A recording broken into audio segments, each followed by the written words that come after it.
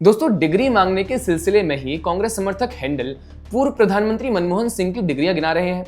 Oxford university ने 2005 में doctor Manmohan Singh को honorary doctor of civil law की डिग्री दी थी। इस ऑनररी उपाधि को अब अपने डिग्री प्रोपेगेंडा के साथ जोड़कर फ्लेक्स किया जा रहा है। डिग्री तो पूर्व प्रधानमंत्री जवाहरलाल नेहरू के पास भी थी, पर उनकी समाजवादी नीतियों, पंचवर्षीय योजनाओं और भारी उद्योग पर फोकस ने देश को क्या दिया।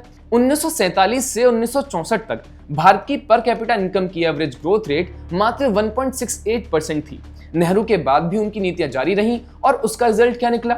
1991 में भारत आर्थिक संकट में फंस गया।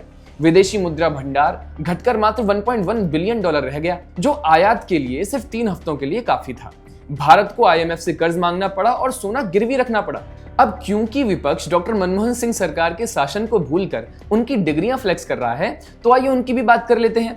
2004 से लेकर के 2014 तक मनमोहन सिंह प्रधानमंत्री रहे और उनकी सरकार ने क्या किया? यूपीए 2 आते आते मनमोहन सिंह सरकार में जीडीपी ग्रोथ रेट घटकर 5% के नीचे आ गई, जो कि 2012-13 में 4.5% तक पहुंच गई थी। पॉलिसी पैरालिसिस, 2G और कोल स्कैम ने इन्वेस्टर्स का भरोसा तोड़ दिया था और अर्थव्यवस्था की कमर टूट गई थी। और ये सब अर्थशास्त्र में डिग्री वाले प्रधानमंत्री के काल में ही हुआ था। अब डिग्रियों की जरूरत के बारे में आपको और बताते हैं।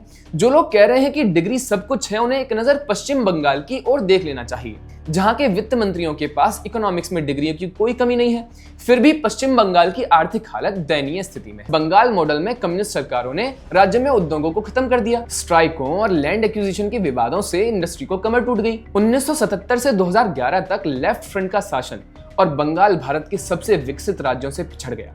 औद्योगिक उत्पादन गिरा, बेरोजगारी बढ़ी और अर्थव्यवस्था Bengal model of economic collapse बन गई।